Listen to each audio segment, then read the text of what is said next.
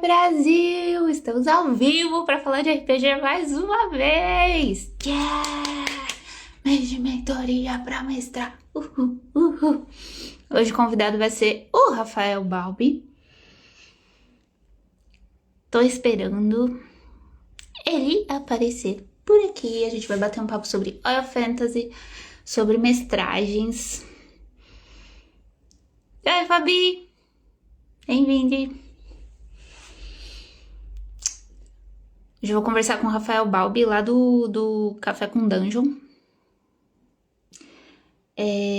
A gente vai falar do estilo que ele. Ai, Marcos!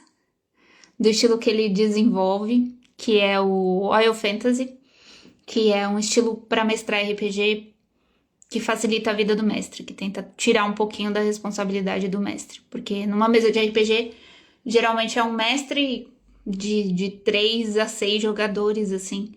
E aí o peso que fica, que esse. Oi, Grilo! Você vai subir, amigo? O peso que essa dinâmica coloca em cima do mestre ou do narrador é muito grande, né? O Bap chegou!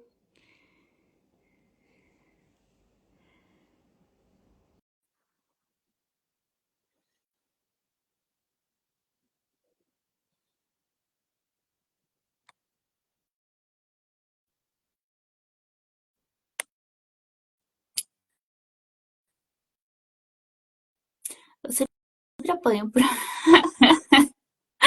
O Grilo tá fazendo lave a louça, que é uma live que o Bob faz lá no canal dele, que ele fica lavando a louça e batendo papo com a gente sobre a vida, do universo e tudo mais. Eu tô aceitando o Bob e o Instagram nunca deixa as pessoas virem falar comigo.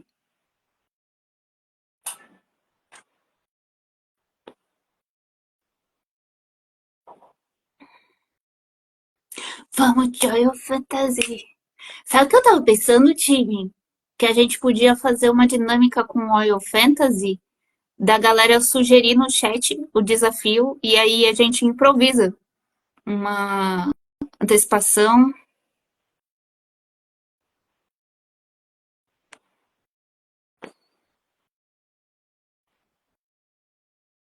uma investigação, multiplicidade de soluções e aplica os conceitos e eu acho que dá super pra, tipo, pedir pros... Ai, amigo! Bem-vindo!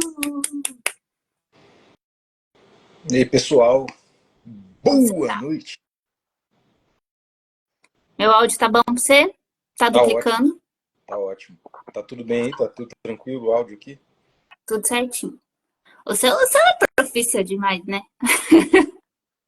Que isso, mas eu tô só no celular mesmo. O Denis tá falando que tá lavando a bandeja que cozinhou o frango com batata. E aí, vai cair ou não vai cair o Denis? É o Grilo, né, que tá aí.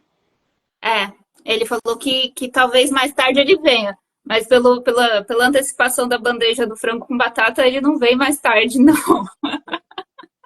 Tava falando um pouquinho de Oil Fantasy pro pessoal que já tá aí assistindo a gente, explicando um pouquinho o que é, que visa tirar um pouquinho desse peso que fica em cima do mestre numa dinâmica de RPG, né? Uhum. Você quer falar com as suas palavras? Eu acho que é importante trazer essa questão da carga do mestre, porque isso é meio... Foi uma das principais coisas que me moveram a construir o estilo Oil Fantasy, né? De olhar e falar, cara, o papel do mestre ele é tão problemático, né? Tanto para o lado dos jogadores, que às vezes o mestre pesa a mão, ou, enfim, acabam entendendo o mestre como um cara tirano, que tem mais poderes do que seria saudável, tanto para o lado do próprio mestre, que tem muitas atribuições, né? Então esse papel mal desenhado sempre me provocou. E de forma geral, a resposta que as pessoas davam para isso é: o mestre ele não pode ser essa figura opositora, ele tem que jogar para os jogadores, ele tem que jogar, né? E isso me parecia em algum nível isso me parecia, não sei, me parecia descaracterizar o papel que eu enxergava do mestre, que é de ser opositor, de fazer, de ter uma posição um pouquinho um pouquinho não, né? Basicamente adversarial em relação aos jogadores. Então me parecia que isso diluía o papel do mestre e de certa forma fazia a gente entender até o D&D clássico e as origens do D&D de um jeito que não fazia jus ao próprio D&D e sua história, né? Então eu resolvi começar a estudar isso e tentar entender como eu poderia desenhar o papel do mestre a partir do papel original que eu pensei para ele. Quer dizer, É legal desculpa, que eu entendi nele dentro do D&D clássico, né? que eu falo mal de D&D para engajamento, né? Para provocar a galera. E agora nós vamos deixar claro aqui que eu sou fissurada em OSR, em Oil Fantasy, que é baseado em D&D. Não conta para ninguém, eu vou continuar engajando no Threads. Falando mal de D&D. Vamos falar um pouquinho de você e da sua trajetória, de te apresentar para as pessoas, porque eu estava falando do Oil Fantasy, que é mais confortável para mim, enquanto você não chegava, né? Conta aí como você começou a jogar RPG. Bom, eu era molequinho, né? E eu pedi pro meu avô comprar uma revista para mim, que era uma revista importada de videogame que eu gostava. Eu gostava de ver porque naquela época, enfim, você não tinha internet, então você só via as coisas que as pessoas estavam jogando lá fora, no Japão, nos Estados Unidos, se você comprasse uma revista importada, alguma coisa assim. Aí tinha os consoles novos, tinha jogo novo, tinha o novo Super Mario que estava lançando, tinha várias coisas que eu ficava babando. Só que essa revista que eu comprei não era de videogame, eu acabei descobrindo que era de RPG, mas eu não sabia o que era RPG. Mal sabia ler inglês também, não sabia. Mas eu vi ali os desenhos, eu vi que tinham os personagens tinham umas estatísticas, tinham uns mapas que pareciam aqueles labirintos que eu desenhava com meus amigos, aí eu comecei a me encantar com aquilo e, e aí eu fiquei sabendo da existência de RPG, né? A partir disso eu comecei a brincar em cima. Então, tipo, eu e meus amigos a gente se juntava, brincava de labirinto, ou brincava, desenhar labirinto e o outro tentar escapar, mas aí trazia um monstro para botar dentro do labirinto. Ou a gente começava a brincar de, sei lá, de pegar aqueles livros-jogo e um dizer pro outro, e no meio a gente botava umas rolagens de dados. Ah, vamos ver então se você consegue fazer tal coisa. Então a gente começou a quebrar as paredes ali do joguinho, muito com base no que a gente tinha visto freestyle ali na revista de RPG, que era uma Dungeon Magazine. E aí, sabendo a existência desse jogo, a minha mãe olhou a revista ali e trouxe para mim uma caixa preta do D&D. Antes de sair no Brasil ainda, era uma caixa preta gringa, então eu tive que aprender a ler inglês e tal, mas foi muito, muito gostoso passar por isso tudo, porque foi um processo de aprender em cima de um mistério, sabe? Então, eu aprendi inglês muito, muito estimulado por conta disso, por conta de, enfim, através disso também eu descobri Senhor dos Anéis, e tudo dentro de uma cultura assim que eu vim entendendo que existia, e que foi muito empolgante para mim. Então você basicamente já começou a jogar narrando. Era você que narrava para os amigos. É, né, eu era aquele Forever DM porque não tinha muita opção, né?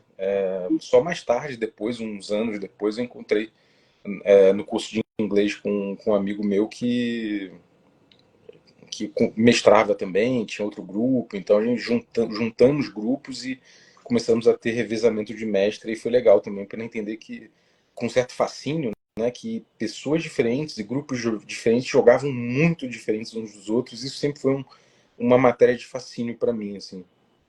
É bem interessante mesmo. E hoje eu estava pensando sobre a nossa conversa aqui, e aí eu fiquei pensando dos meus primórdios também, dessa discrepância da função do mestre na mesa, e o meu grupo de amigos era muito baseado em RPG, assim, tipo, as pessoas mais importantes da minha infância e da minha adolescência foram as pessoas que jogaram RPG comigo. E aí eu tava olhando para isso e eu percebi que a função social desse cara que era o mestre era um pouco desenhada por essa função do mestre. Você sentia isso quando você era novinho? Ah, sim, sim. Eu acho que o jogo passava muito pelo mestre, né? E de uma certa forma que antigamente era outro esquema, né? Então, normalmente era o mestre que tinha livro, era o mestre que se propunha a tentar entender o que tinha escrito ali, era o mestre que normalmente, enfim, acabava que tinha uma construção social em cima desse papel também, Sim. né? Então, acho que tudo isso tem a ver também com a construção desse papel meio ingrato para o mestre, que é o cara que, além de ser o cara que sabe a regra, é o cara que aplica a regra, é o cara que também tem que divertir os demais, porque afinal de contas ele teve que chamar todo mundo e explicar que jogo maluco é esse. e aí acaba que ele acaba às vezes sediando o jogo em casa, e aí é ele que está pedindo pizza, e aí acaba construindo esse papel que é ultra complexo de atuar, né, de construir. Então, acho que passa muito por ele, assim, e acaba que se forma uma cultura que, com o tempo, veio sendo cada vez mais problemática, né? Acho que se inicialmente a gente tivesse um mestre bem definido em seus papéis, talvez esse tipo de coisa tivesse sido até mais naturalmente assimilado por outros participantes do jogo, sabe? Mas como não é assim, você não vê ninguém sendo o dono do War, né? Ah, ele é o cara do War. Tudo bem, tem um pouco do dono dos board games, né? Ah, ele é o cara que tem todos e que lê a regra. Mas até essa dinâmica social do grupo de board game é um pouco mais atenuada em relação ao do RPG, que é muito forte, né? O mestre é meio, ele é meio pai, né? Ele é um líder que é responsável por mediar coisas. É uma função horrorosa. Pois é. O Marcos falou aqui junto com você que é o mestre que pede pizza, e aí hoje, a hora que eu tava pensando nisso, eu pensei nessa função social e, né, a gente geralmente começa a jogar muito novinho, é muito inexperiente, muito bobinho. Essa semana eu tive uma mesa com o Daniel, e aí a gente teve um atrito na mesa, um desses doloridos, e aí depois ele Uhum. veio conversar comigo e eu falei, cara, é natural que no Oil Fantasy, nessa posição de oposição, eventualmente a gente tem atrito, mas com as regras do Oil Fantasy bem definidas, esse atrito é menos doloroso fora da mesa. Fica muito claro que é você aplicando o jogo ali. E fora da mesa isso não machuca tanto. Peraí, que alguém fez um comentário aqui, ó. Você começa querendo jogar um joguinho e acaba virando conselheiro de casal. Alianque. É bem É, isso mesmo. É, cara, essa coisa de ter um estilo, né? Muitas pessoas perguntam, mas o que é um manual de estilo? O que é um estilo de jogo? E estilo de jogo é muito isso, é muito você ter um registro de atuação, tanto para o mestre quanto para os jogadores, né? É a partir das regras que o jogo traz naturalmente, porque as regras do RPG, né, o sistema em si, é uma parte muito pequena do que acaba acontecendo em mesa. Acaba que o espaço dinâmico do jogo, ou seja, o espaço onde a gente toma decisões, ele é influenciado por muitos fatores para além das regras e também por outras questões que são, por exemplo, cenário, enfim, muitas outras questões influenciam nesse espaço dinâmico do jogo. E quando a gente pensa em estilo, é muito tentar entender como organizar, né, e como dar registro de atuação, como dar princípios, como entender um desenho de boas práticas a partir de determinado sistema, né, e de como a gente deve atuar usando esse sistema da melhor forma de acordo com uma visão. Eu acho que os jogos podem ter, cada jogo pode ter um, um estilo, mas possivelmente vários estilos possíveis de diferentes visões de como aplicar melhor esse sistema, né? E é bom isso porque a gente discute em cima, a gente entende, né? A gente exerce melhor o nosso espaço arbitrário dentro do jogo, que para os jogadores é agência, né? E que é acaba que todo jogo tem isso, mas o RPG tem isso de uma forma até mais complexa, mais profunda, que se alia a um espaço simulado, né? Com uma percepção de realidade. Então, é uma coisa muito complexa e que vale a pena a gente investir na percepção do que seriam esses princípios e boas práticas para fazer com que esse espaço lúdico funcione da melhor forma. E aí, nesse caso, a gente vai ter conflitos. Acho que todo tipo de jogo tem conflito, até os jogos cooperativos, né, vai ter conflito. Por exemplo, pô, eu queria contar a história de um jeito, você acabou contando de outra. A gente está jogando em cooperação para contar uma história e ainda assim a gente pode falar, pô, mas teria ficado melhor de outra forma. Então, existem conflitos, mas a gente tem que entender como lidar com isso, né? Então, a gente ter um manual de estilo ajuda bastante nisso. o Grilo perguntou aqui, Balbi, qual foi seu maior desafio? Qual foi o maior desafio que você enfrentou quando começou a mestrar? Ah, cara, eu lembro que eu estava tentando seguir o jogo, né? Ali, pelo que eu entendia que era o ideal do jogo, e me parecia que o jogo era um jogo que não era um jogo de contar história. Quando eu comecei a jogar, eu encarava uma coisa meio de desafio mesmo. Essa coisa de desafio era muito forte para mim desde sempre. Eu demorei a entender que tinha gente que jogava tentando contar uma historinha, né? Mas para mim não. Você tinha o mestre da dungeon, né? Que tentava organizar aquela dungeon, os monstros e tal, e jogar aquilo para os jogadores solucionarem. E nisso eu tive muita dificuldade lidando com frustração de pessoas que se animavam com o jogo, falavam, eu quero jogar, eu quero jogar. Eu ia lá, tentava botar o jogo para as pessoas, mas eventualmente as pessoas morriam, né? Obviamente, até porque eu era um bom mestre iniciante, que nem mal sabia ler inglês para conseguir jogar aquele jogo da forma que se tinha ali. Então passava por um espaço arbitrário muito forte e as pessoas ficavam chateadas, tipo, pô, morreu todo mundo, sabe? Às vezes, sei lá, às vezes você tá mestrando para duas pessoas, as duas pessoas morreram com troca de dado mesmo. Ah, 20, tirei 20, tirei 8 de dano. Quando você dá, tenho só 3, pô, morreu. Mas morreu assim, sabe? As pessoas ficavam chateadas, mas eu tenho uma coisa pra mim que é uma coisa até do jeito que eu fui criado, né? Eu jogava muito xadrez com meu avô. E tem uma memória muito forte em mim dessas sessões que eu jogava com meu avô de xadrez. A gente passava muito tempo jogando várias partidas. E conversando sobre a vida, Meu avô era um cara que curtia muito política, filosofia, enfim, pessoa interessantíssima, ex-preso político, então teve uma história de vida muito legal. E. Legal não, né? Interessante, legal é foda. Mas, de qualquer forma, assim, a gente jogava muito e eu nunca ganhei dele. A gente jogou durante anos a fio, eu nunca ganhei dele. Ao contrário do meu pai. Do meu pai eu cheguei a ganhar algumas vezes, só que hoje eu olho para trás e falo, pô, era tão pequeno. Será que meu pai deixou eu vencer alguma vez para evitar a frustração? Mas o meu avô jamais, jamais. Eu nunca ganhei do meu avô. Mas eu imagino que se eu tivesse ganho dele, né, seria uma realização imensa, incrível, que eu jamais teria vencendo meu pai, porque de certa forma eu sentia que meu pai amansava em algum nível, né? Então, sei lá, eu vejo isso um pouco no RPG também, né? Eu trago isso um pouco para o RPG e jogava um pouco com isso. Eu não queria facilitar a vida de ninguém. Eu queria que as conquistas das pessoas nos jogos fossem também conquistadas, e não porque eu deixei, né? Então, acho que isso é uma busca até desde sempre que eu tenho com o RPG, de entender o meu espaço de jogo, de tentar fazer com que esse jogo funcione para as pessoas, eu propondo um desafio, as pessoas superando o desafio e eu eventualmente sendo superado nisso ou conseguindo superá-las sem que elas conseguissem resolver o desafio.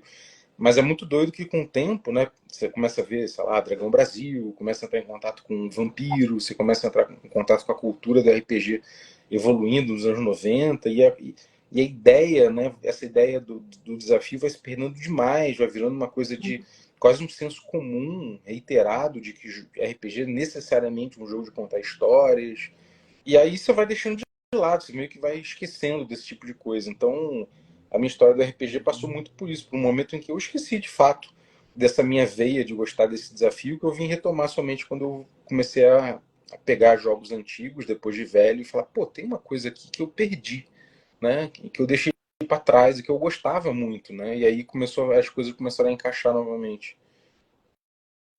É um comentário muito comum, né, na comunidade de Royal Fantasy que a gente vai jogando RPG, é uma galera toda mais ou menos nos 40 ali que joga RPG há 20 anos e aí conta a história é muito legal, mas chega uma hora que você já contou tanta história que o negócio começa a perder o sabor, assim. E aí tem muita gente que diz que recuperou esse gostinho de jogar a partir do Wild Fantasy. Foi isso que você sentiu quando você achou a SR?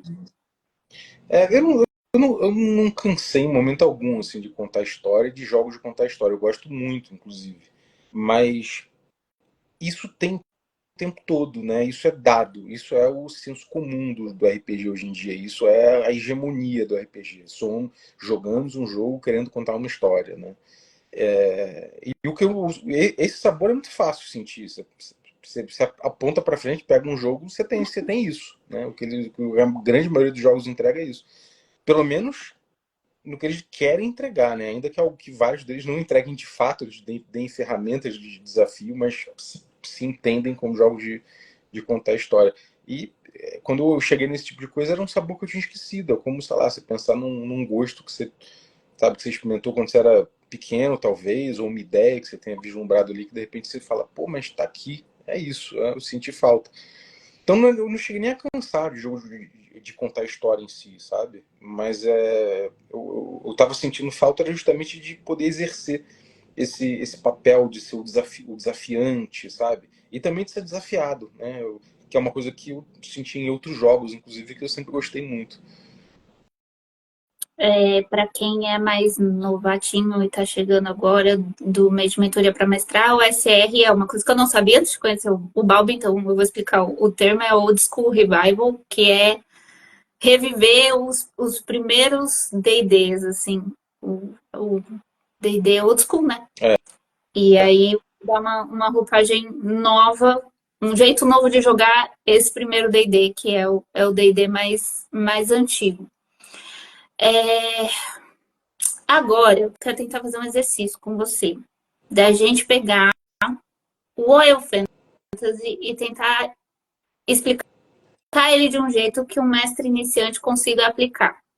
Consegue? uhum.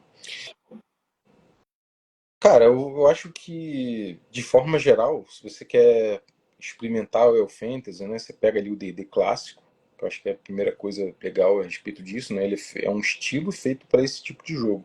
O D&D clássico e seus clones e suas iterações, né? Então, pega o D&D clássico, Ozzy, Labyrinth Lord, sei lá, serve aí Rexes. Caves and Hexes, esses jogos todos. O de Dragon vai funcionar de forma geral, mas o fato é que você pega um jogo como esse e pensa que você tem um papel como mestre dentro disso, e seu papel não é ser um juiz, não é ser justo, não é pegar leve e pegar pesado quando você achar que deve fazer isso, não é conduzir uma história, não é emocionar os jogadores, nem divertir os jogadores, não é, não é nada disso. Seu papel é desafiar os jogadores da melhor forma possível. Só que você tem alguns limites. Esses limites envolvem a agência dos jogadores e a verossimilhança. Nesse ponto, para a verossimilhança, né? Você tem em algum momento que esse sentimento daquela realidade que vocês estão jogando, aquela realidade fantástica, ela quebrou. Qualquer participante pode levantar a mão e falar assim, não, isso aqui não faz o mínimo sentido dentro dessa realidade.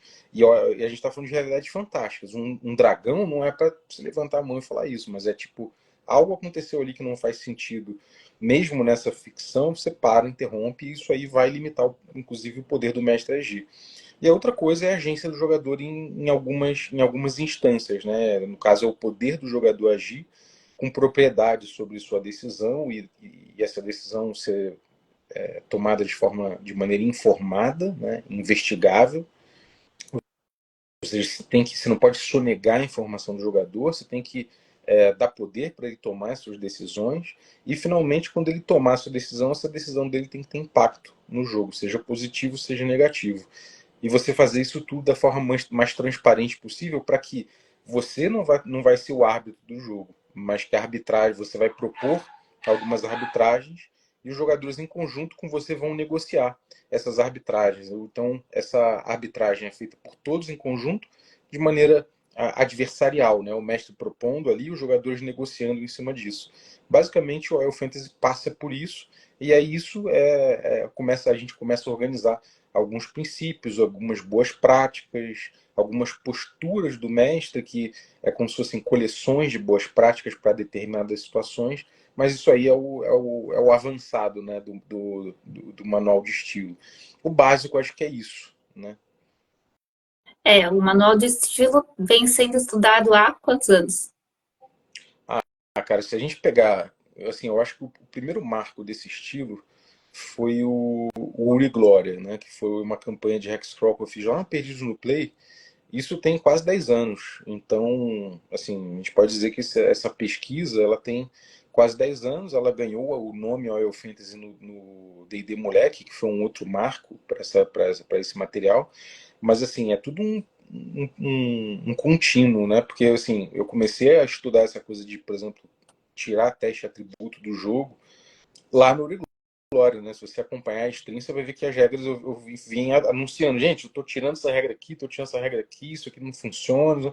Vim tirando algumas coisas para poder limpar, até que no D&D Moleque eu cheguei e falei, cara, vou tirar completamente teste de atributo. A galera topou e a gente gravou o D&D Moleque sem teste de atributo, experimentando ali pela primeira vez como é que é esse rolê.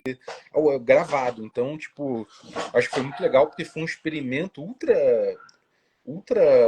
informal, assim, mas foi um experimento gostoso que muita gente foi influenciada por isso. Tanto que é uma discussão muito presente na galera que curte old school hoje em dia pô, a gente joga com teste de atributo ou sem teste de atributo, e a galera debate isso profundamente. Mas o Oil Fantasy, a gente, de forma geral, evita esse tipo de coisa por algumas outras questões que são mais profundas aí dentro do estilo, né? Um pouquinho da minha experiência pessoal. Conheci o Balbi tem um ano. Eu sou seguidora fiel do estilo. Quando as pessoas vão falar de mim, elas falam que eu nasci e caí numa, numa bacia de ouro. Porque eu adoro, vai muito de encontro com como eu sempre joguei, assim, e com os primeiros RPGs que eu joguei na vida e com como a gente lidava, assim. Tem a questão do teatro da mente também, que a gente não tem mapa para tudo e tal, e é muito gostoso. E essa questão de não ter o teste de perícia, É. cara, isso modifica a mesa num tanto e deixa tudo tão delicioso. Peraí, que o Marcos falou alguma coisa aqui, ó. Quebra de verossimilhança é quando você olha pro filme e fala: Olha, que mentirada! Ó, que mentira, é Nosso aquilo, né, cara? companheiro Tipo, você tá do num jogo. filme que tem dragão, que tem um caça lutando contra o dragão, mas quando, sei lá, quando o cara toma uma atitude que às vezes até no dia a dia, assim, aí você fala, peraí, ele não faria isso, né? Não faz mínimo sentido ele tomar essa atitude, aí aquilo ali dói, né? Mesmo que o filme tenha dragões e cara lutando contra caças. Tem a verossimilhança do cenário que geralmente é muito óbvia, assim, né? E tinha outra coisa que eu queria falar e eu me perdi.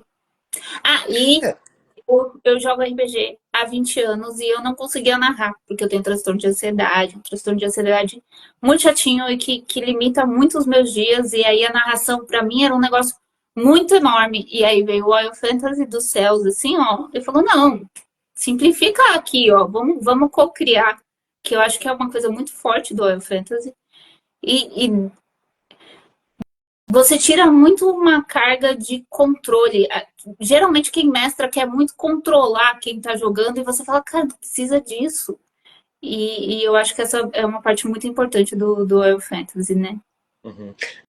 E isso é eu posso dizer que é um, entre aspas, né, um colateral. Na verdade, não é um colateral, é uma qualidade que eu acho que vem disso, mas que quando a gente começa a atuar enquanto mestre, né, dentro das boas práticas do Oil Fantasy, dentro dos princípios do Oil Fantasy, de forma geral, o que a gente vai ver é que o jogador ele acaba sendo o foco da experiência ali, né?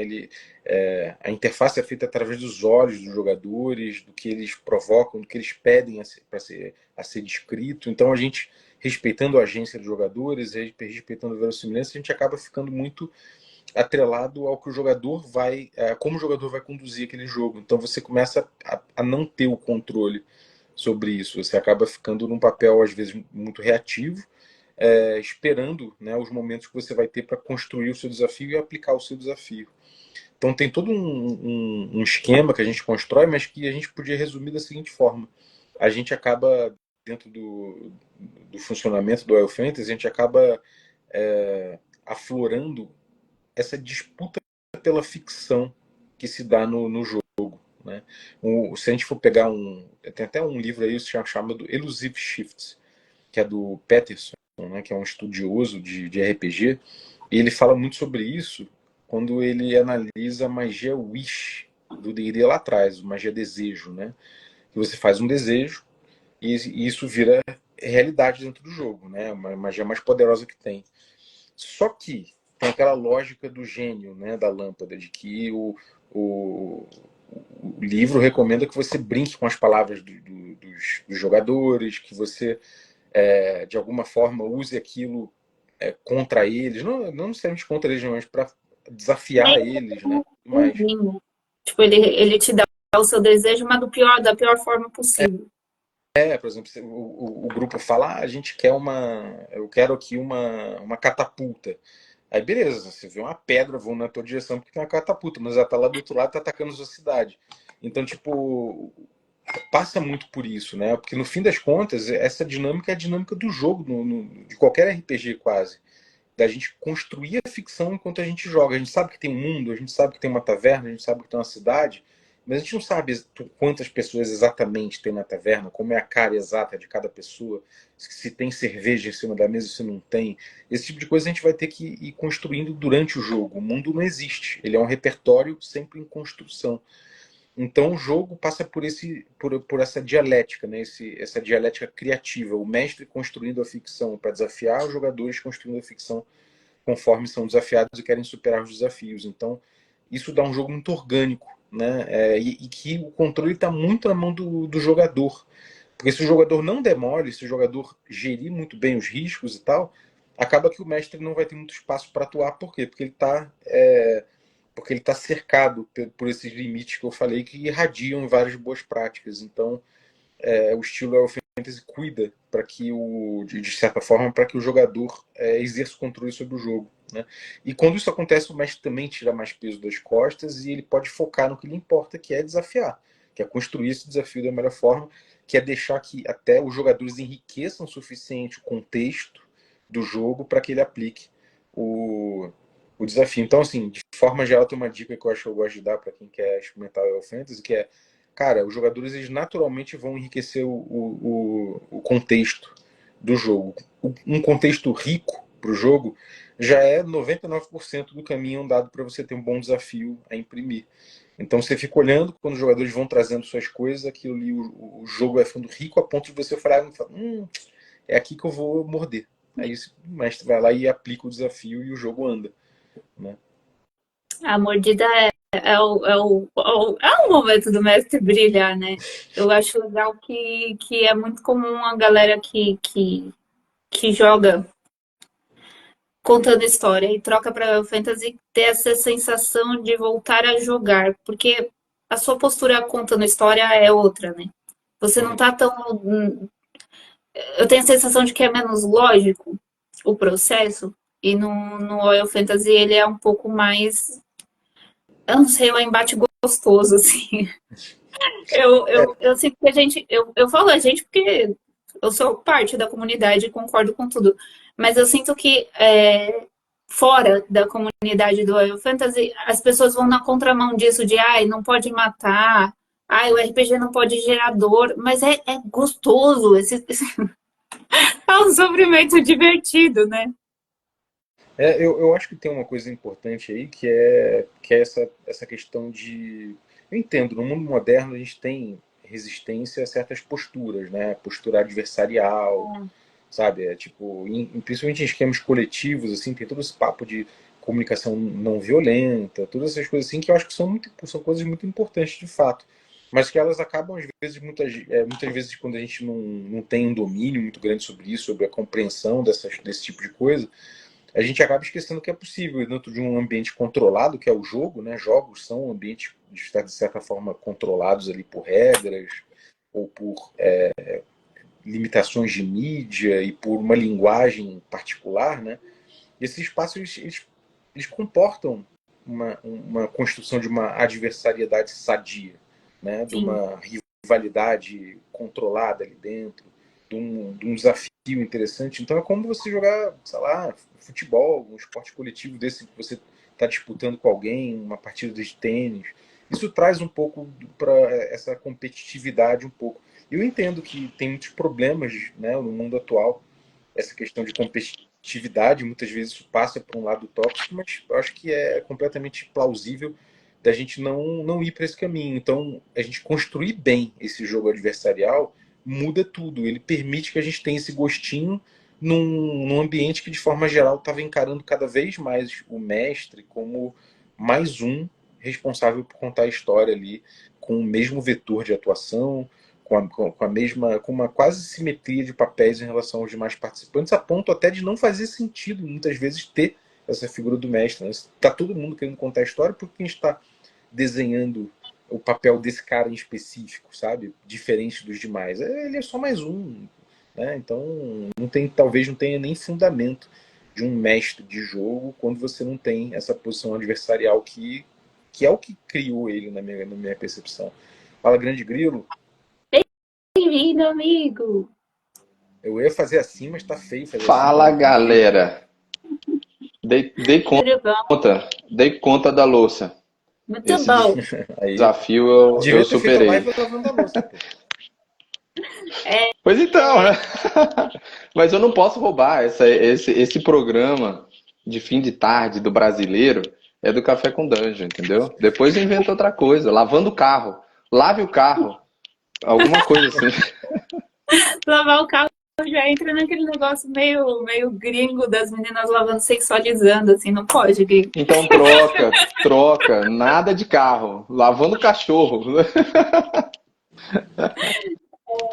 Eu ia falar dessa questão da gente ter medo da toxicidade que o RPG pode criar. E outro dia no RPG Dojo, de onde veio aquele texto pessoal que falava que a cultura do ambiente é diferente das regras do jogo? De onde veio isso? Que eu não lembro mais.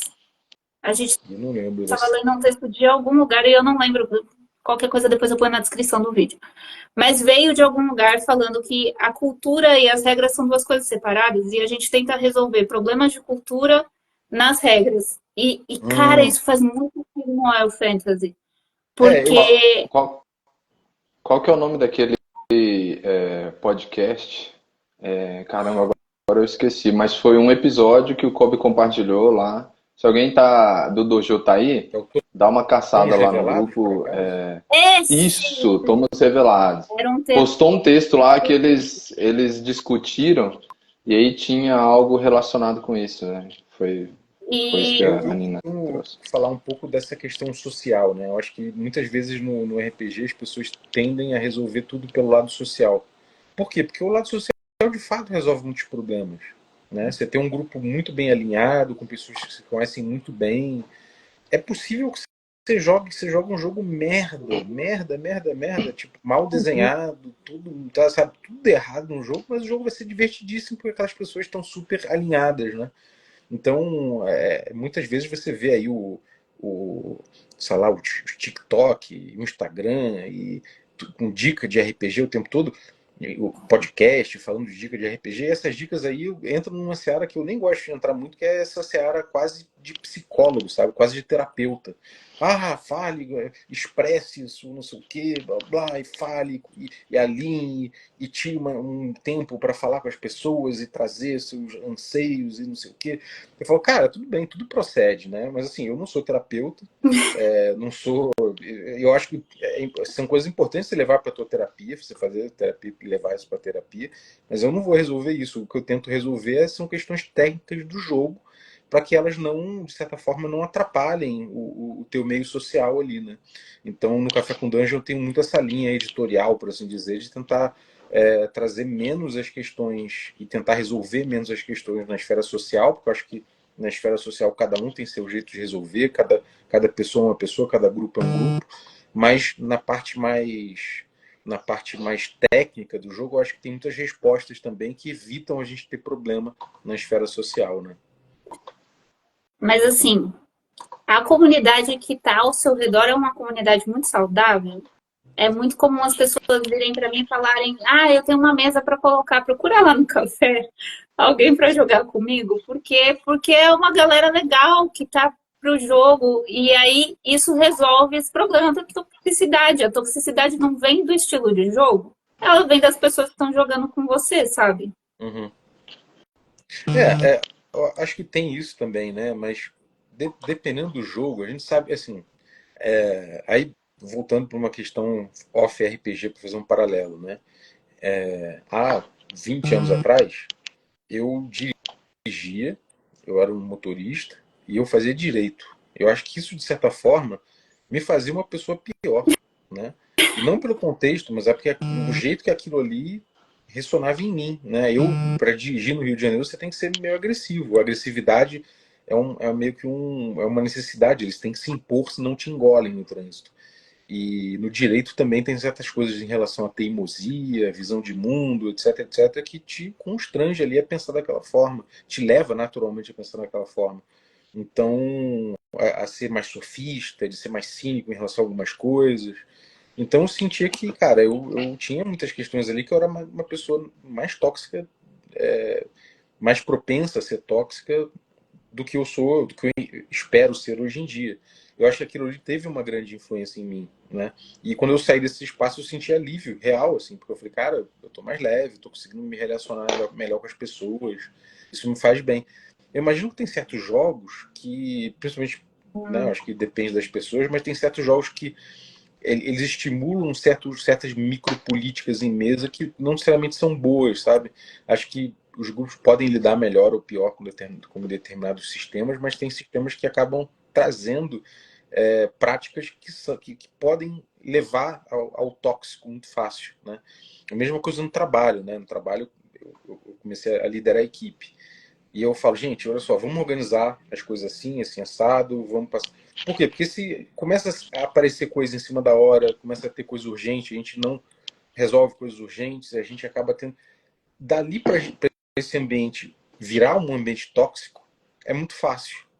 E é uma conjuntura que leva a isso muitas vezes, né? Então a gente meio que tem que se cercar para não deixar isso acontecer. Isso acontece no jogo também. E aí eu acho que tem esse papel do reconhecimento da esfera técnica do jogo, né? E muitas vezes as pessoas deixam de lado, falam, você tá cagando regra. Calma, eu acredito que há formas, tipo, tudo tem uma forma melhor, e formas melhores e piores de se fazer.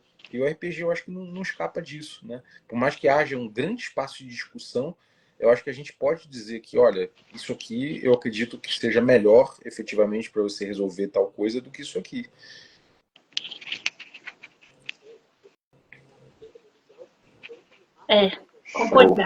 Concordei. Só fazendo um parênteses aqui, o nome, caso alguém queira procurar, do episódio aí, é o Não Incentive Comportamento Ético, do Thomas Revelado. Pegaram um texto e comentaram sobre ele, né, de uma tradução sobre esse texto aí, né? Bem legal. Gerou um bate-papo bem legal lá no RPG Dojo. Provavelmente vai gerar aí com outras pessoas que ouvirem isso aí, né? Sim. Vamos falar um pouquinho sobre como construir um desafio de acordo com a Final Fantasy para os mestres do MMM que estão chegando, que foi o que efetivamente me destravou de narrar, foi essa tríade do desafio que é milagrosa e facilita muito a vida. Antes de você responder, Bárbara, a gente tem uma metodologia que a gente está usando no mês de mentoria agora para ajudar o pessoal a conhecer os jogos e ser o mais rápido possível para eles narrarem aquele jogo. Então a gente traz as regras essenciais do jogo, a gente traz uma ideia de aventura ou uma sugestão de aventura que a pessoa pode usar para poder narrar pela primeira vez, né? E qualquer ferramenta ou dica de preparo que a pessoa pode pegar, né, e desenvolver para poder mestrar pela primeira vez um jogo. Eu sei que o Oil Fantasy é um estilo, então vamos puxar aí a sardinha para o jogo, que nessa edição a gente não teve trilha, infelizmente, mas a edição passada a gente teve, né, do Caves and Hexes. Mas dentro do estilo do Oil Fantasy, se você fosse ensinar alguém a mestrar esse pela primeira vez, qual seria um jogo legal para usar com o Oil Fantasy e quais são as regras que você diria que é essencial a pessoa saber? E aí já encaixa com a pergunta da Nina. Se fosse para montar uma aventura inicial, como é que você montaria pensando aí no Oil Fantasy? Olha, cara, não tem segredo, né? O Final Fantasy é um sistema pensado para D&D clássico. Ou seja, D&D até o BX, mais ou menos, ou até o Basic Expert do Beckman. Além disso, você está por sua própria conta e risco, porque eu não experimentei mestrar fora disso e não é nenhum meu objetivo. Acho que cada jogo merece sua própria seu próprio estilo, né? Sua própria construção e estilo, e o Oil Fantasy é um estilo construído para o D&D BX, ainda que muita gente vá aproveitar princípios e algumas ideias para fora para outros jogos. Mas aí é uma experimentação à parte, assim. Eu, Oi, manda, Nina. Hum? eu incluso entre as pessoas que estão. Olha, eu penso absolutamente tudo, jogando Munchkin, jogando dado. Agora, a questão do desafio, né? O desafio é um ponto muito importante no Oil Fantasy, porque ele é o que, no fundo, né, é a construção desse desafio que vai delimitar o mestre. O poder do mestre é fundado no desafio, ou seja, o que justifica o mestre ter a prerrogativa de construir cenário e de criar os NPCs do mundo e os eventos que acontecem. É ele aplicar o desafio. Quando ele não está aplicando o desafio, não tem por que ele exercer esse poder. E aí muita gente fala, mas ele perde seus poderes. Não é sobre isso. Não é sobre isso. Você pode continuar pensando que nativamente o mestre ele tem essa prerrogativa de construir o mundo, construir os NPCs. Só que, de forma geral, eu digo até mesmo se você parar para ver legal no contexto da aplicação do desafio, de forma geral, faz sentido você deixar que os jogadores enriqueçam o ambiente, né? Enriqueçam a ficção para você aplicar seu desafio. Então, principalmente quando você não tiver um desafio na mão, é bom você não exercer esse seu poder, por quê? Porque você quer que o contexto seja enriquecido o mais rápido possível. E se você tem 5 jogadores fazendo isso acontece mais rápido.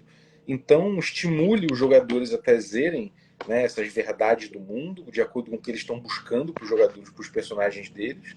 E aí o contexto vai ficar mais rico, e aí você, quando vira o contexto rico, você aplica mais facilmente seu desafio. Por quê? Porque o conceito de desafio para o Royal Fantasy é uma situação conflituosa, com riscos e oportunidades. É basicamente isso. E aí o mestre ele vai propor situações arriscadas, né? Ou ele está percebendo que a ficção apresentou uma situação arriscada, ou ele construiu previamente essa ideia e aplicou no jogo. Né? E essa situação arriscada normalmente usa ali uma oportunidade como isca, né? Dentro desse contexto rico, que normalmente há informações que os jogadores podem investigar, né? Eles têm liberdade de atuar dentro desse esquema, dentro desse ambiente, e principalmente esse ambiente está preparado para reagir, né, à atuação dos jogadores. Então, o bom desafio, a gente continuando a partir disso, né, o bom desafio ele vai respeitar a verossimilhança e a agência dos jogadores, como eu falei, e isso normalmente é garantido quando você tem um contexto rico, ou seja, quando os jogadores já trouxeram bastante detalhes para aquilo ali, você dificilmente não vai ter um contexto rico o suficiente para que isso seja exercido, né? Enfim, aí de certa forma, uma vez que você percebe que o desafio está ali, está pronto, né, de que o contexto está rico o suficiente, você aplica o desafio. Né, e eu acho que é basicamente isso.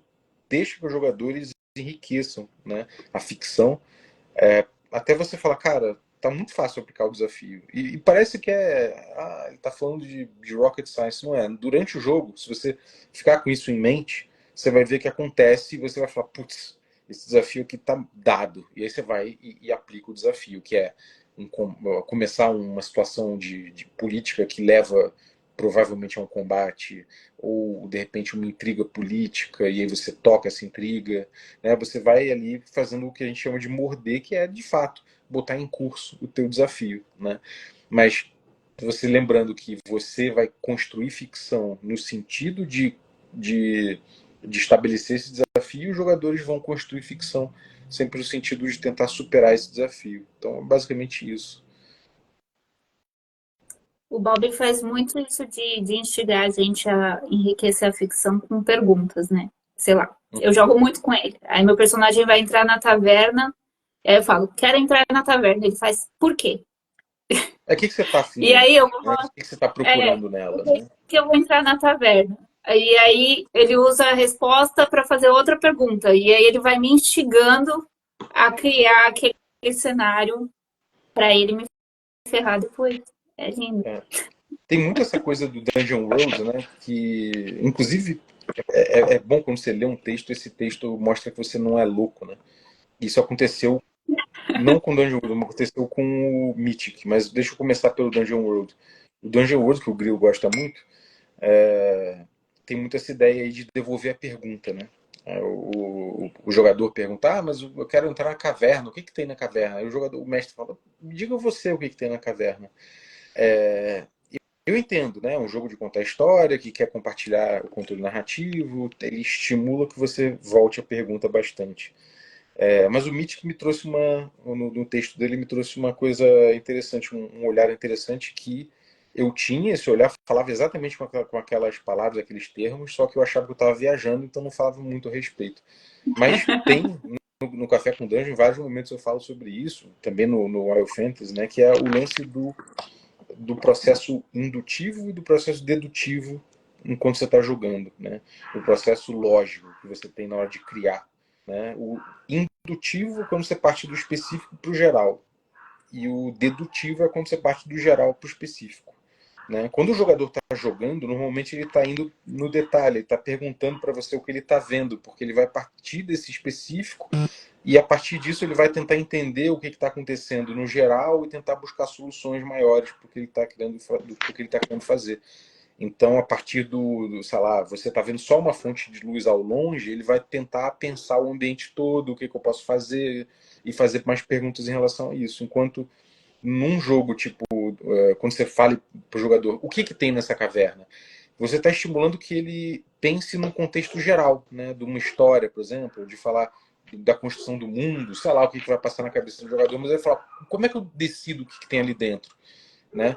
E dificilmente, num momento desse, jogando Dungeon World, eu acho que nunca passou pela minha cabeça de eu tirar proveito disso. Eu normalmente falo, não, o que faz sentido para a história? O que faz sentido para esse world building? Né? O que teria aqui dentro dessa caverna? E isso é um processo, a gente está levando o jogador a pensar do modo dedutivo. Como o Wild Fantasy ele parte muito pelo olhar do personagem do jogador e o jogador está indo muito pelo detalhe, quando você chega no Wild Fantasy e joga para o jogador de volta a pergunta simplesmente, fala, não, me diz você o que tem nessa caverna, o jogador muitas vezes vai dar bug, porque você está levando ele a um outro processo lógico. Então ele dá esse bug, ele fala, não sei, calma. Principalmente porque a lógica dentro do Wild Fantasy é que ele tire proveito desse momento, de que ele construa aquela caverna com o que melhor tem para ele buscar os objetivos dele. Então isso também leva o jogador a ficar meio travado. Então o que é, como a Nina falou, né? O que eu acho que é o que a gente tem desenvolvido em termos de técnica em relação a isso é justamente você pergunta, tá, mas o que você quer quando você está querendo entrar nessa taverna? O que você quer ali dentro?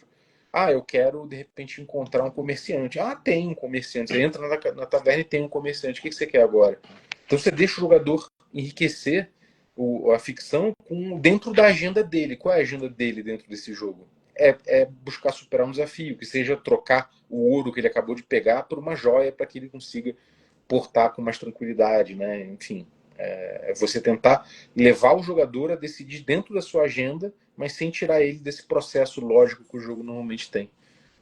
Sem dar porrada, né? Exatamente, sem dar esse bug do.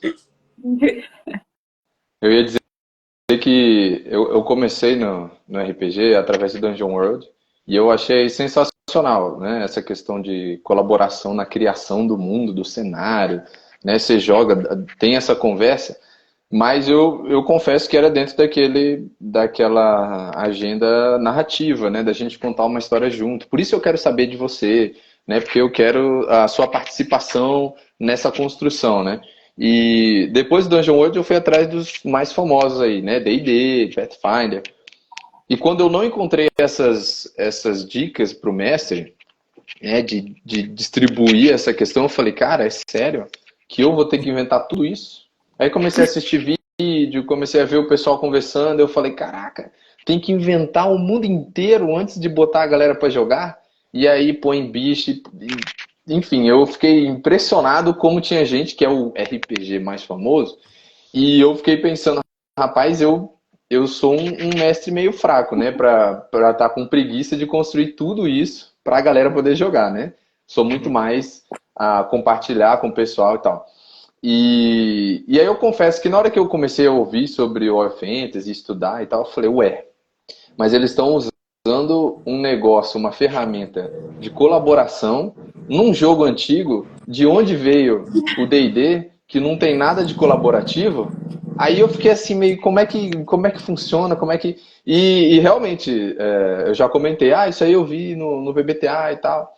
Porque para mim fazia muito sentido num jogo mais narrativo e não tanto sentido num jogo de desafio, né? Até que, né, praticando aí com alguns jogos Royal Fantasy, vendo o pessoal comentando, né, faz muito sentido, né? É muito fácil assim. Só que aí eu queria jogar uma pergunta já, né? Acho que o Eu, Bob tem hard stop, não? Bob, Oi? você tem hard stop? Não, pode dar pra seguir meia horinha ainda. Então tá. show. Então a pergunta é: o Dungeon World tem manual, né? Tem os princípios, agendas, toma essa dica aqui e tal. Tem manual do Royal Fantasy? Onde é que a gente lê sobre isso aí? Sou um mestre novato, né? Tem para eu comprar em algum lugar? Ou só em 2077? Como é que é esse papo aí? Onde é que eu aprendo mais? Onde é que eu aprendo mais sobre o Royal Fantasy? Tem mentoria? Porque no mês de mentoria não teve, mas tem mentoria em algum lugar pra gente aprender esse negócio aí? Olha, a gente não tá falando. Isso é uma coisa também que eu gosto de trazer, né? Se eu fosse um cara trabalhando numa mega corporação, fazendo jogos para 2 milhões de pessoas jogarem, sabe? Eu acho que isso seria uma questão muito relevante. Mas assim, meu Instagram tem nem 10 mil pessoas. No meu Telegram, muito menos. Meus canais são abertos. Qualquer pessoa pode mandar mensagem e falar, me explica esse negócio aí, tô achando isso aqui meio estranho. Mas ainda assim, tem aí o blog, que é gratuito, e tem bastante material já, só que eu segurei a onda, porque ainda assim, mesmo com essa postura tranquila de trazer o conteúdo, não sei o que, tem gente tentando capitalizar em cima. Então, eu parei com o blog e falei, olha só, eu vou levar para meus canais mais privados, para as pessoas que estão engajadas mais. Então, eu tenho desenvolvido o manual, e eu estava com a ideia de fazer isso no blog, mas então resolvi trazer para uma esfera mais particular, né? Então eu tenho desenvolvido o manual do Royal Fantasy de forma aberta, mas para os assinantes do Café com Dungeon no nível treinamento Royal Fantasy, eles têm acesso ao Canva, onde eu estou construindo o manual, né? Já está na página 70 mais ou menos. Então tá num ritmo tranquilo, não tô numa correria, mas está indo, né? Fora isso, tem Bergotten, que é desenvolvimento aberto, tipo, playtest do estilo, mudou o jogo, sabe? O jogo vem mudando, o Caves também. Então tem muita coisa aberta para você experimentar. Tem as mesas aí da comunidade, tem o Trema, tem o Finisterra, tem muita mesa com estilo Wild Fantasy que é disponível dentro das comunidades aí que a galera pode experimentar.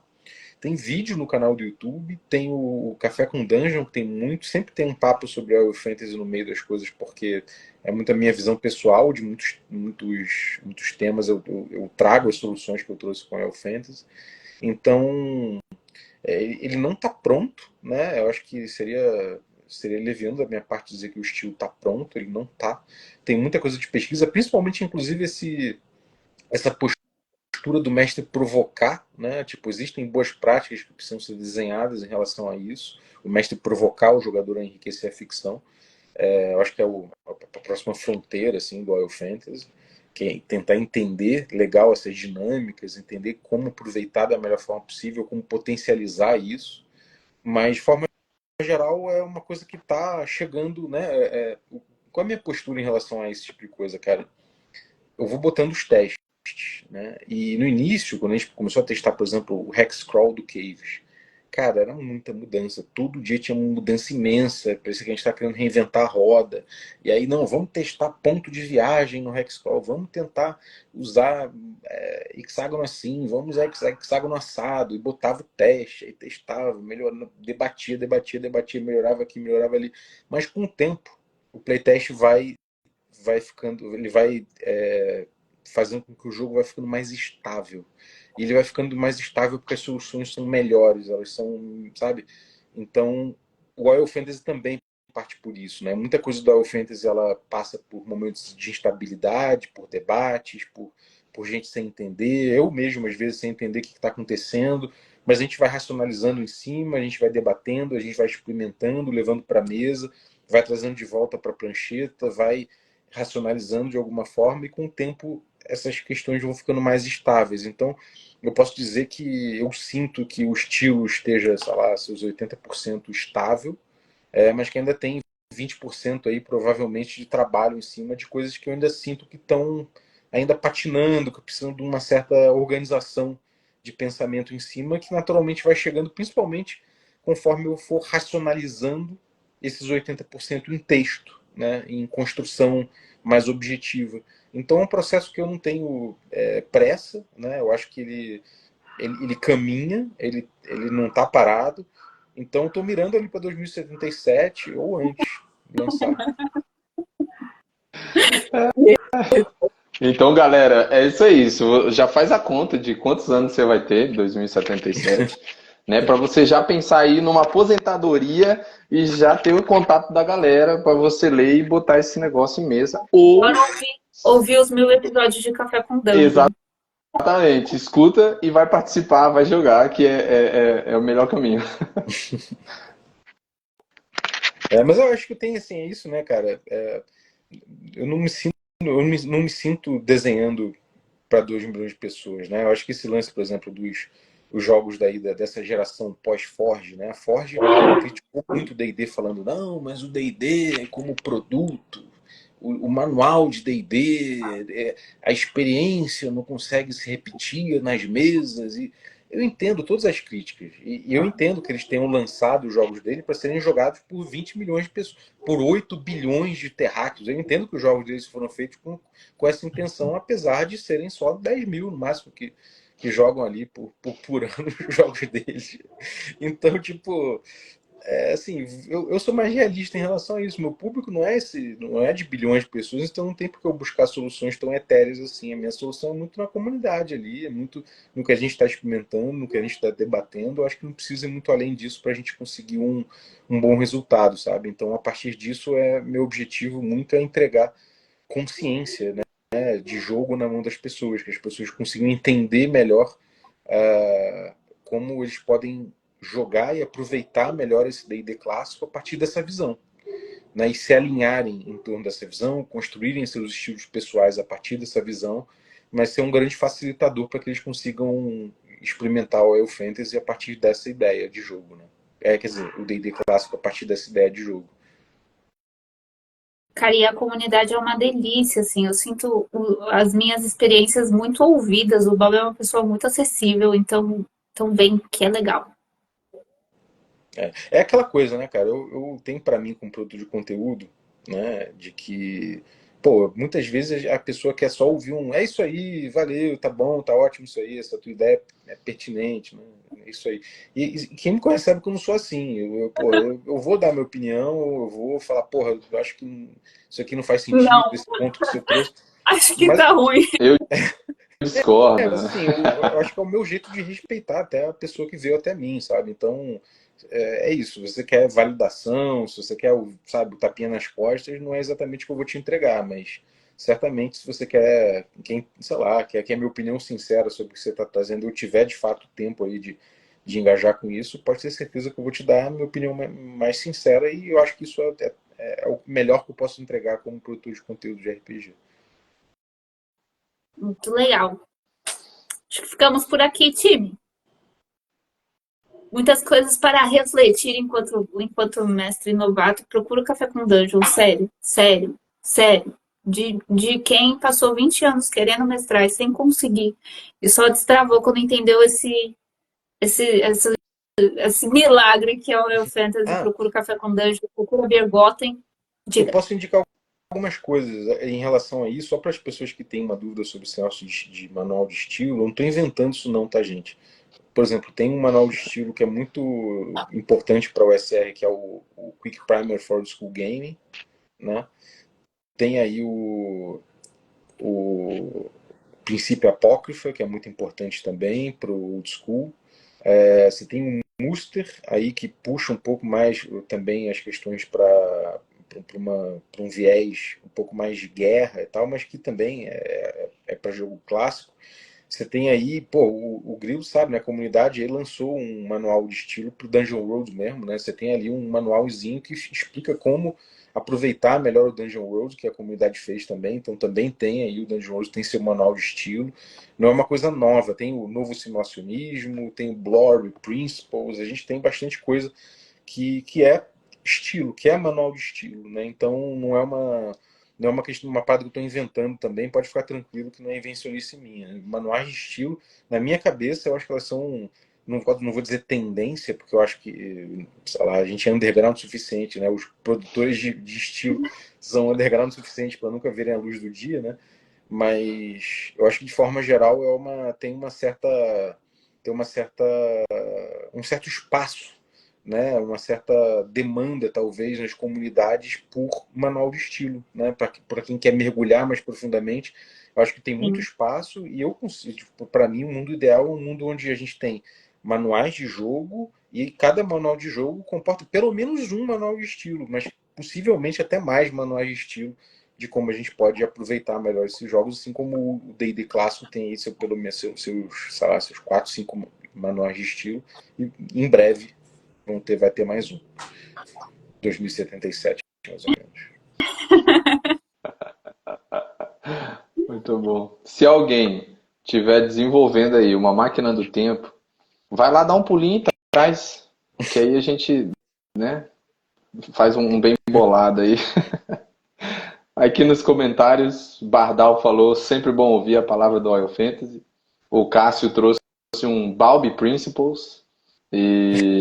E é muito legal, gente. Participar da comunidade, bater papo, bater com cabeça mesmo, pensando. Hoje mesmo eu li um artigo de um cara que falou que começou com a mesa dele um experimento de começar sem regra nenhuma e dependendo do que eles queriam jogar na mesa, eles foram desenvolvendo as regras, né? E aí voltou lá no passado do passado, né? A galera desenvolvendo um negócio só para a mesa deles.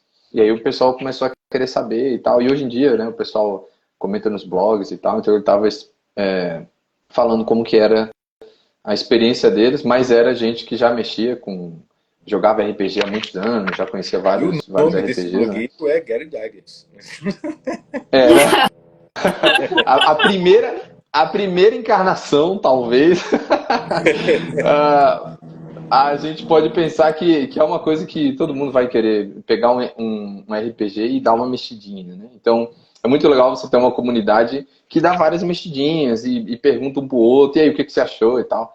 Então, vai lá atrás do Café com Dungeon, vai atrás dessa comunidade que é muito show. Aqui no mês de mentoria, a gente... É só um mês, né? A gente tenta fazer essa festa aqui pra gente poder curtir, mas no restante do ano, não fiquem órfãos, né? A gente tem essa comunidade aí que é joia para você participar também. É isso, pessoal.